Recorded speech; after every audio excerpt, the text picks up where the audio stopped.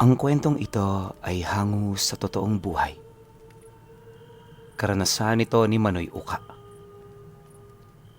Taong 1977, Tapaz, Capiz.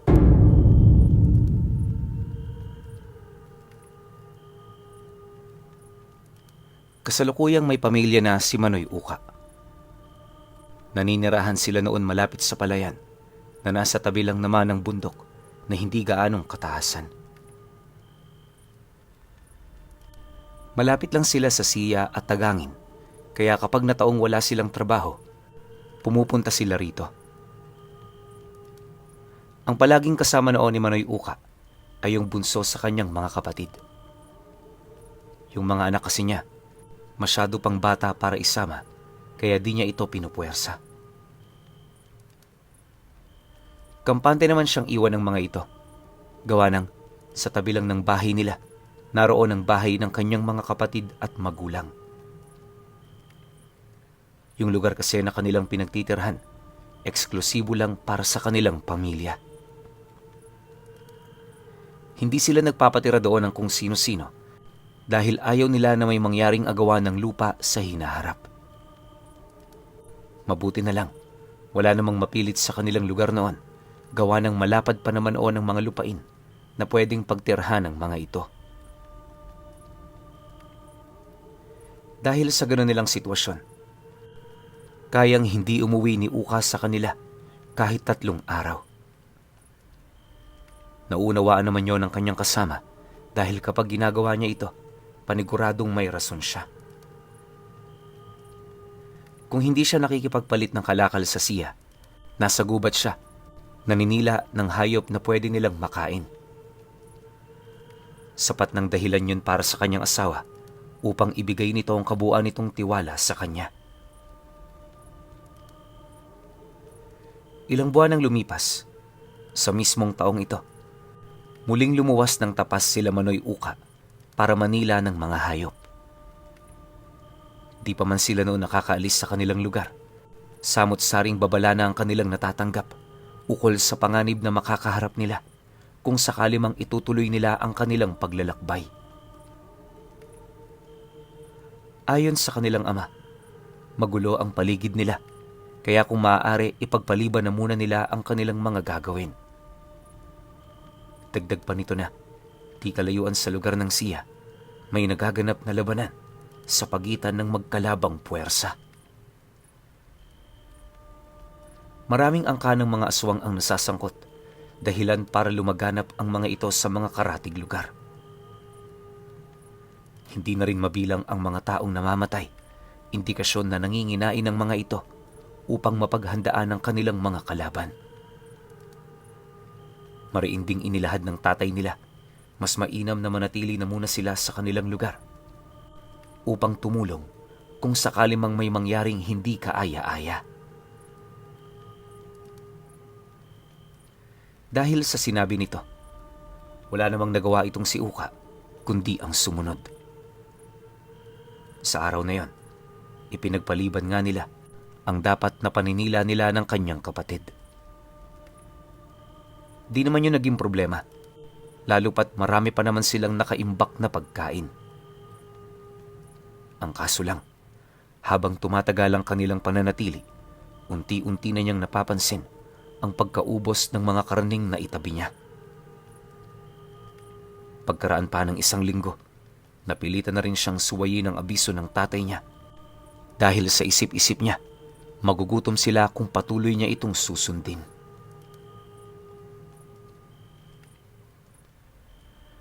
Pagpaalam naman niya rito, di naman nila maiwasang magtalo. Gayunpaman, dahil na rin sa pamimilit ni Manoy Uka, napilitan na rin yung sumang-ayon sa kanyang nais.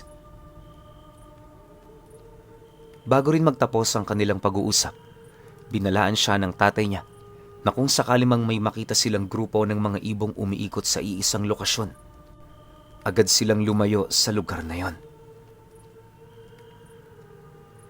Nang marinig naman ni Manoy Uka ang sinabi nito, hindi naman niya maiwasang magtanong ukol sa dahilan nito. Dahil sa kanyang sinabi, Dahan-dahan namang lumapit sa kanya ang kanyang ama na may seryosong pagmumuka. Nang magkatitigan na silang dalawa, pabulong naman yung nagwika ng, "Malakas ang pang-amoy ng mga ibon. Ang pag-ikot nila sa langit, nangangahulugang may mga patay sa ilalim nito. Laganap din ang salot sa lugar na yon at may mga nilalang doong nagtatangan ng hindi masukat na kapangyarihan ng kadiliman. Sinusubukan nilang alisin ang presensya ng mga ito, kaya ganoon ang nagiging akto ng kanilang paglipad. Basta Uka, ipangako mo sa akin, susundin mo ang lahat ng mga sinasabi ko. Heto, kunin mo. Pangproteksyon ninyong dalawa." kasabay ng pagwika ng tatay niya, ay ang pag-abot naman ito ng isang pangil na hindi niya mawari kung ano. Ayon sa kanya, kakaiba ang pangil na yan, gawa ng may dalawa itong talim. Kumbaga, yung pinakadulo nito, nagkaroon pa ng sanga. Napakabihira nitong mangyari, gawa ng kalimitan ang mga ngipin ng kahit na anong hayop na nasa lupa, iisa lang talaga ang talim. Dala naman ang kanyang kuryosidad. Agad naman niyang tinanong ang kanyang ama kung para saan ito. Nang marinig naman ito ang sinabi niya, agad naman itong inilahad sa kanya na maging ito man, walang kaide-ideya kung saanong nilalang nagmula ang pangil na yon. Pagtatapat pa ng kanilang ama, magtatatlong dekada na ang nakakaraan, magmula noong nakita niya ang pangil sa isang liblib na kuweba. Ang kuwebang yon, may mga nakatayong rebulto sa paligid nito at sa pinakagitna nitong bahagi, naroon ang isang malapad na itim na bato kung saan nakalagay ang pangil. Dagdag pa nito na, kung nakita niya ang bagay na yon, meron itong taling nakadugtong. Pero nung nakuha niya ito, naagnas ang taling yon. Magmula noon, naisip niyang mahalaga ang bagay na yon, kaya itinago niya. Yun lang din ang unang beses na ipinakita niya ito, dahil umaasa siyang sa tulong ng bagay na yon, maililigtas nito ang kanyang mga anak. Pagkarinig naman ni Manoy Uka sa sinabi ng kanyang ama, hindi na siya nagtanong pa. Sa halip ang ginawa niya, nagpasalamat na lang dito. Bukod kasi sa napapansin niyang parang nagtatagal na sila sa kanilang pag-uusap, di rin niya maipagkakaila ang mabilis na pagtakbo ng oras. Maya-maya pa, paglabas naman niya ng bahay, napansin naman niyang papasapit na pala ang 3:00 ng hapon. Yung kapatid niya, kanina pang naghihintay sa lilim ng puno kung saan naroon ang mga sasakyan nilang kabayo. Makalipas pa ang ilang minuto, hindi na rin sila nagdalawang isip na umalis. Habang binabagtas nila noon ang daan, iisang lugar lang ang kanilang hangad puntahan. At yun ay ang lugar ng Kabatangan. Bukod kasi sa maraming ilang sa lugar na yon, naniniwala rin silang maraming hayop ang naninirahan dito. Iniwasan na rin muna nilang pumanhik ng siya dahil base sa kwento ng tatay nila, kasalukuyang lagana pa ang matinding kaguluhan sa lupaing yon. Siyempre, ayaw namang ipahamak ni Uka ang kanilang mga sarili, kaya kahit malayong lugar na pupuntahan nila, pinili nilang magtiyaga. Kahit papaano, pabor naman yun para sa kanila, gawa ng salawak ng ilang sa lugar na yon, hindi malabong malalaki ang hayop na kanilang makukuha. Pagpatak naman ng hapon, milya-milya na ang layo nila sa kanilang lugar. Purong kakahuyan na rin ang tumambad sa kanila, kaya hanggat maaari, pinipili nila ang pinakamabilis na daan na pwede nilang madaanan. Hindi naglaon, nang tuluyan ng bumalot ang kadiliman sa buong lugar, minabuti naman nilang maghanap ng pwede nilang mapagpahingahan. Makalipas pa ang ilang minuto, Bahagya namang natigilan itong sila Uka nang masipat nila ang grupo ng mga banog na umiikot sa itaas ng kakahuyan. Dahil dito, imbis na doon na sila magpapahinga sa lugar na yon, pinili nilang ipagpatuloy ang kanilang paglalakad upang makalayo sa lugar. Naghanap din sila ng mga daang magdadala sa kanila patungo sa baryo na pinakamalapit dito. Yun sana ang plano. Ang kaso lang, kahit anong gawin nila, wala talaga silang mahanap na pinakamalapit. Upang magkaroon naman sila ng gabay sa daang kanilang tinatahak, napilitan silang gumawa ng sulo na siya namang isang malaking pagkakamali. Lingid sa kaalaman nila Manoy Uka na ang pagsindi pala sa sulong yon ang pupukaw sa atensyon ng lahat ng nilalang na nasa paligid. Halos hindi rin nila napansin ang pagdating ng mga ito, kaya habang binabagtas nila noon ang daan, para na silang mga biktimang hayop na pinagmamasdan ng mababangis na hayop. Kalahating oras pa ang lumipas. Napadpad sila sa gilid ng patag na lugar kung saan nakatayo ang isang malaking puno ng mabolo. Nataon naman noong pagod na ang kanilang sinasakyang kabayo, kaya kahit hindi sila kumbinsido sa kanilang pagpapahingahan, wala silang nagawa kundi ang manatili sa lugar na yon. Habang nakaupo sa tabi ng puno, maya't maya naman ang kanilang pagmamasid sa paligid. Di na rin sila noon gaanong nakakapag-usap ng maayos, dala na rin ang kakaibang presensya na nararamdaman nila. Nang maluto na ng kapatid niya ang kanilang hapunan, agad naman nila itong pinagsaluhan. Matapos nun, tumabi sila sa gilid ng siga para magpainit at mapag-usapan ang mga susunod nilang plano. Aminado kasi ang kapatid niya noong mga oras na yon, bagong-bago ang lugar na kanilang napuntahan. Siyempre, kahit eksperyensado na sila sa mga ganoong sitwasyon, hindi pa rin ito maiwasang mabahala, lalo pat wala pa silang ideya sa lugar na kinaroroonan nila. Sa paglalim naman ng gabi, nang akmang magpapahinga na ang kapatid niya, bigla naman silang nabulabog ng isang malakas na alulong ng aso na sinabayan ng sigaw ng mga taong animoy nasa looban ng kakahuyan. Tumagal ng ilang minuto ang sigaw na yan bago ito bumalik sa katahimikan. Dahil sa kanilang narinig, agad naman silang napatayo, maiging pinagmamasdan ang buong paligid. Alam ni Manoy Uka na hindi yun huni ng kung anong hayop, kaya anuman ang nangyari sa lugar na yon, naniniwala siyang hindi yun kaaya-aya. Makalipas pa ang ilang minuto, pagsilay naman ng kapatid niya sa kanya, agad naman yung nagtanong kung pupuntahan ba nila ang lugar na yon o mananatili sila sa kanilang pinagpapahingahan. Nang marinig naman niya ang tungkol dito, walang pagdadalawang isip naman niya itong sinenyasan na magligpit. Kahit kasi wala pang nangyayari sa paligid, malakas ang kutob ni Manoy Uka ukol sa papalapit na panganib. Hindi naglaon, nang malikom na nila ang kanilang mga dala, dali-dali naman nilang pinatay ang siga, sabay tago sa malapit na kakahuyan.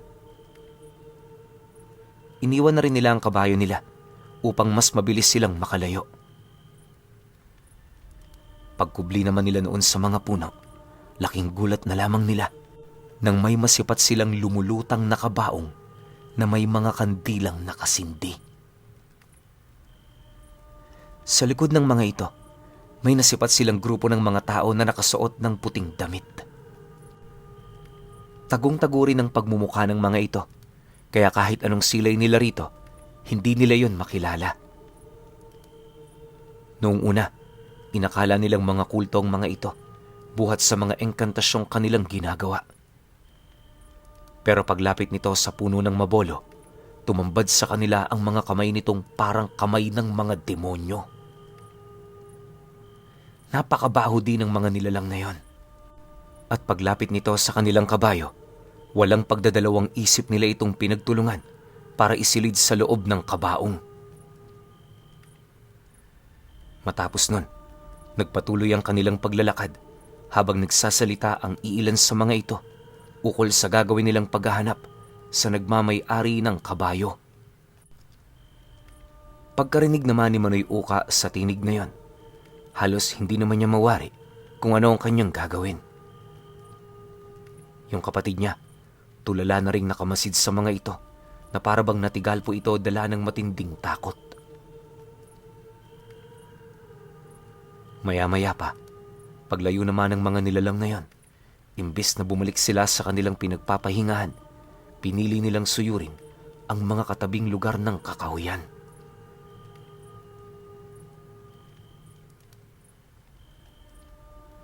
Habang binabagtas nila ang kasukalan nito, nawala na sa kanilang mga isipan ang hangaring makapanila ng mga hayop. Basta ang nais nilang mangyari noong mga oras na yon, makabalik sa kanilang tahanan. Para kay Uka, tanging yun na lamang ang hinahangad niya dahil sa pagmamalabis niyang muling makita ang kanyang pamilya. Sa pagpapatuloy ng kanilang paglalakad, wala siyang ibang ginawa kundi ang manampalataya sa pangil na ibinigay ng ama nila. Ilang oras pa ang dumaan. Wala naman silang napapansing kakaiba, maliban na lamang sa kapaligiran ng gubat na dinadaanan nila. Habang tumatagal kasi, napapansin nilang namamasa na ang lupa sa lugar na yon, indikasyon na malapit na sila sa mga matutubig na parte nito. Kakaiba na rin ang mga estado ng puno sa lugar. Gawa ng kung hindi yun nakabuwal sa lupa, marami sa mga sanga nito ang nagkalat sa paligid. Yung tipong likas na sa lugar na yon ang pagdaanan ng mga dambuhalang nilalang. Maya-maya pa, dala na rin ng matinding pagod na nararamdaman nila. Agad naman silang tumigil sa lilim ng isang punong nakahiga para magpahinga. Akala nila, ligtas na sila sa lugar na yon. Pero di pa man sila doon nalilipasan ng ilang segundo, may nasipat silang isang kakaibang nilalang na nakatayo di kalayuan sa kanilang kinaroroonan. Pagsilay naman ni Manoy Uka rito, tumambad sa kanya ang isang babaeng may napakaputlang muka tapos mahabang buhok. Nakasuot din yun ng saya at ang mismong mga mata nito parang luluwa na. Nakalabas na rin ang gilagid ng nilalang, dahilan para walang patid itong maglaway. Nakakapangilabot din ang mga braso nito, sa kadahilan ng kapag tumitingin siya roon, napapansin niyang parang agnas na ito. Dahil sa pangyayaring yon, agad naman silang napatayo ng kanyang kapatid. Sinubukan niyang kausapin ng nilalang pero kahit anong gawin niya, hindi yun sumasagot sa kanya. Nang mapagtanto naman ni Manoy Uka na walang ibang nais ang nilalang na yon kundi patayin sila, agad naman niyang sinigawa ng kanyang kapatid. Hudyat para kumari pa sila ng takbo papalayo. Pagbaybay naman nila noon ng daan, hindi na nila naisip kung saan sila nito dadalhin. Wala namang pake si Manoy Uka sa bagay na yon, gawa ng ang mahalaga lang noon para sa kanya ay makauwi ng ligtas. Ngunit sa kasamaang palad, kahit gaano pa man sila kabilis sa pagtakbo, di yun sapat para matakasan nila ang nilalang na yon. Isipin ninyo, wala silang dalang kahit na anong liwanag sa gubat na binabalot ng napakaraming puno. Sa sobrang dilim din noon ng paligid, wala na silang ideya kung ano ang mga bagay na natatapakan nila. May malambot, nakakasugat, tapos mamasa-masa. Sa paglabas nila sa lugar na yon, may nasipat silang 3 malalaking kubo na nakatayo sa isang patag na lugar. Pinalilibutan yun ng mga bakod na gawa sa kawayan, kaya ang unang naisip nila, mga tao ang nakatira sa lugar na yon. Ngunit habang tumatakbo sila papalapit, doon na nila dahan-dahang napapansin ang mga nichong nakatarak sa buong paligid. May mga kalansay na rin sila ng taong nakikita, kaya ang naisip nila, isang sementeryo ang lugar na kanilang napuntahan. Gayunpaman, dahil sa wala na rin naman silang mapagpipilian, ipinagpatuloy na nila ang paglapit sa bahay. Panay na rin ang pagsigaw nila noon ng tulong upang marinig sila ng mga taong naninirahan dito. Dalangin noon ni Manoy Uka, mga manggagamot ang magbubukas sa kanila ng pinto. Pero paglapit nila, tumambad sa kanila ang isang matandang lalaki na may daladalang pangkatay na sundang. Napakadungis ng itsura nito na sa unang tingin, iisipin mong yon ang sepulturero sa lugar na yon. Maya-maya pa, nang mapansin niya ang mapupulang mga mata nito, di naman niya maiwasang abisuhan ng kanyang kapatid na hindi tao ang kanyang kaharap. Ang kaso lang, bago pa man yung tumigil sa pagtakbo, napakalapit na nito sa kinaroroonan ng matanda. Pag-akma nitong babalik sa kanyang kinaroroonan, bigla naman itong napasigaw ng taga-inyo ng matanda. Sa sobrang lakas ng pagkakataga nito, kitang-kita niya kung papaano nahati sa dalawa ang kaliwang balikat ng kapatid niya. Dahil sa pinsalang yon, agad naman yung nawala ng lakas hanggang sa sumubasob na yon sa lupa. Bago rin yun nawala ng malay, nagawa pa nitong maiangat ang kanang kamay nito, indikasyon na humihingi ito ng tulong sa kanya. Ngunit dahil sa matinding takot ni Uka, wala na rin siyang nagawa.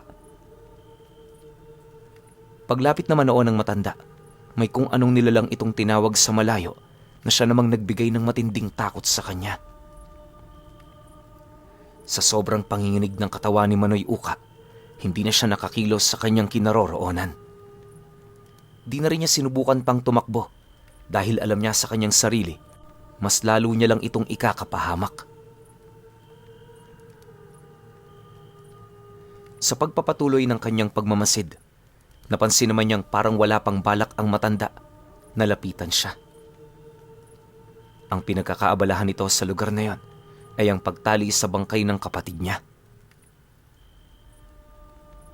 Pagpasok naman ito ng matanda sa loob ng kanyang bahay, agad din naman yung bumalik kung saan kasalukuyan na rin noong naghihintay sa tabi lang ni Manoy Uka, yung nilalang na kanina pang humahabol sa kanya.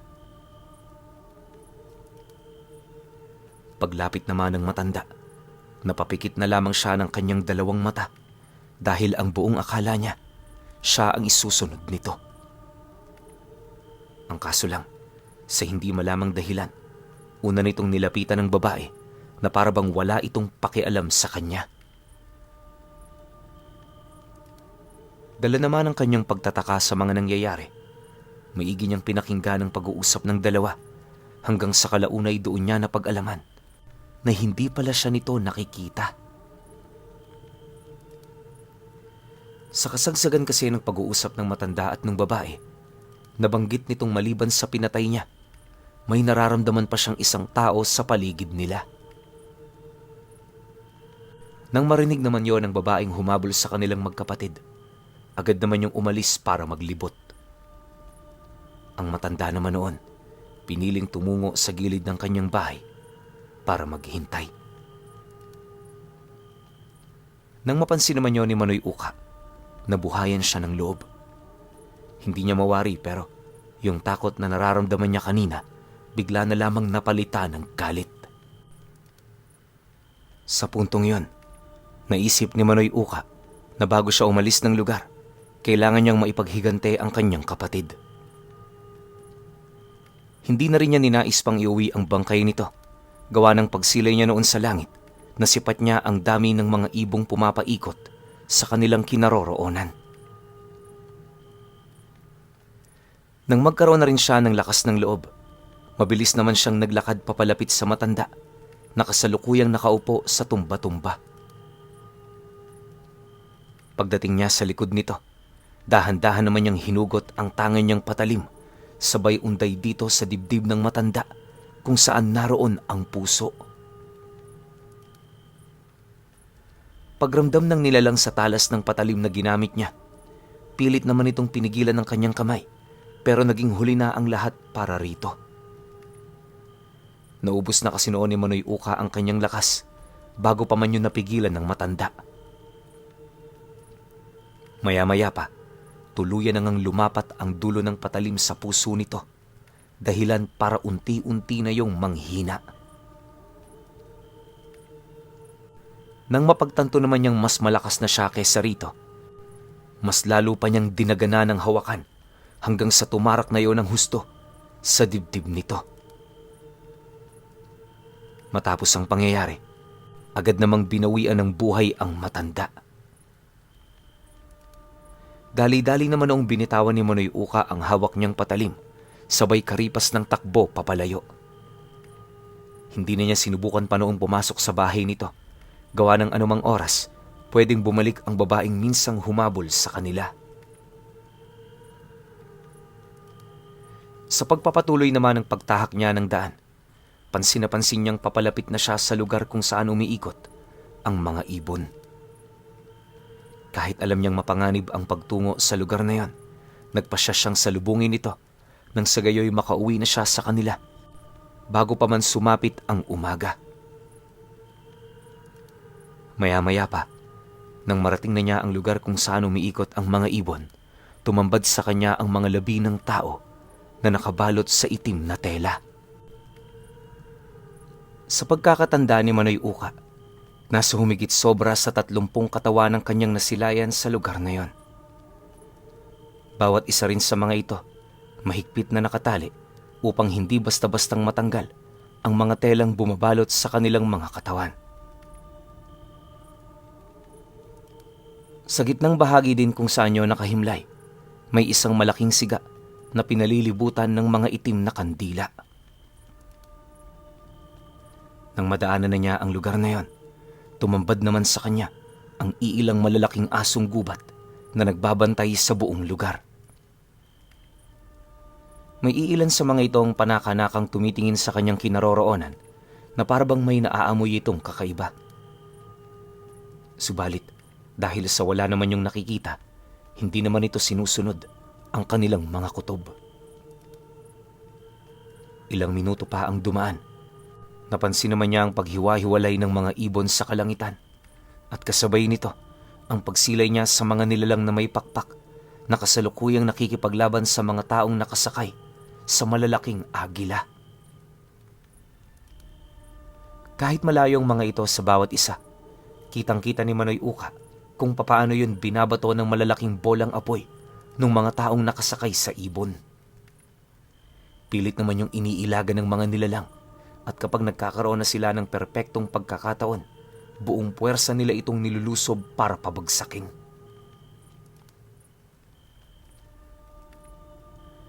Sa loob lamang ng ilang segundo, may mangilan-ngilan sa mga nilalang na yan ang lumagpak kung saan naroon itong si Manoy Uka.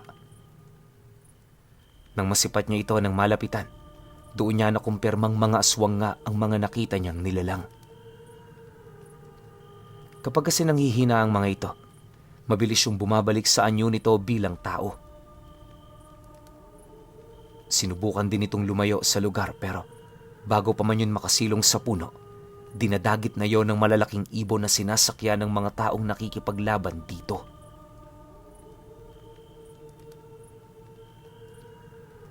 Matapos naman niyang masilayan ng bagay na yan, nagpatuloy siya sa kanyang paglalakad hanggang sa kalaunay makalayo na siya sa lugar. Sa sobrang pagod ni Manoy Uka at sa dami ng kanyang tinamong sugat, inabot pa siya ng kalahating araw bago nakauwi sa kanila. Mahirap mang sabihin ang nakakalungkot na balita, ipinagtapat niya yon sa kanyang pamilya. Siyempre, agad namang nagdalamhati ang mga ito, kaya minarapat niyang bigyan niyo ng panahon upang matanggap ang mga nangyari. Di naman siya pinagdudahan ng masama ng mga kapatid niya, gawa ng alam nito ang panganib na iniabiso ng kanilang ama. Doon din niya nalaman na kaya marahil hindi siya nakita ng mga nilalang ay dahil sa bisa ng ibinigay nitong pangil sa kanya. Ang lubos lang noong pinagsisihan ng kanilang ama ay yung pagtiwala nito sa kanya ng sobra. Magmula noong nangyari ang ganoong bagay, tinalikuran na niya ang paninila. Kapag kasi napapadpad siya sa gubat, bumabalik ang masasayang alaala nilang magkapatid.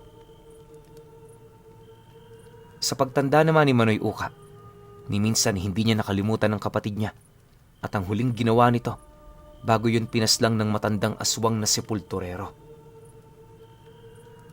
Mabuti na lang bago sila umalis, sa kanya ibinigay ng tatay niya yung misteryosong pangil.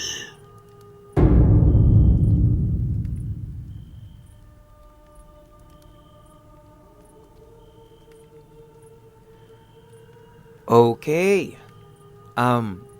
Opinyon ko sa kwento.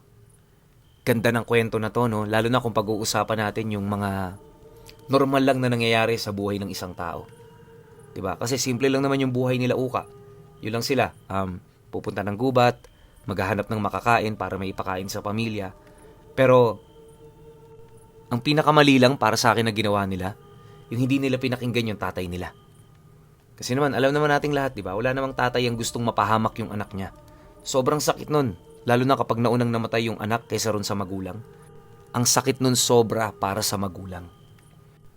Pero syempre, hindi naman natin pwedeng sisihin tong sila Uka kasi nga, kapag di nila ginawa yung Manila, maraming magugutom sa kanila. 'Di ba? Wala silang kakainin. Nakinig naman sila ng ilang linggo o ilang buwan, pero hindi sapat yun eh. Magugutom at magugutom sila. So, no choice talaga si Uka tsaka yung kapatid niya para maghanap sila ng pagkain. 'Di ba? Pero sabihin ko lang sa inyo, ang pinaka nakapukaw ng atensyon ko rito, yung mga nilalang na naglalaban sa kalangitan. Sino sila? Ano sila? Bakit sila naglalaban? 'Di ba kasi minsang nakita ni Uka eh. So may dahilan kung bakit naglalaban yung mga nilalang na yon. Ang sabi rin ng tatay niya na merong nagaganap na digmaan sa lugar na yon sa pagitan ng dalawang magkalabang panig. 'Di ba kung may kwento tayo tungkol doon, sobrang ganda nun. Tsaka yung pangil na may dalawang talim binigay sa kanya, isa pa yun. Alam nyo tong kwentong to, ang daming pwedeng mangyari, ang daming pwedeng ipaliwanag. Tapos, kaya tong gawing series kaso, syempre, di naman natin pwedeng pangunahan yung nag-send. Ito lang yung sinend niya, so hanggang dito lang to. Pero ako yun lang, masasabi ko sa kwento na to, sobra akong nanghinayang kasi marami pa sanang pwedeng mangyari pero isa lang eh. Kaya kayo, kung may opinion kayo sa kwentong ito, comment nyo lang sa baba. Yun lang, hanggang sa susunod na kwento. Salamat.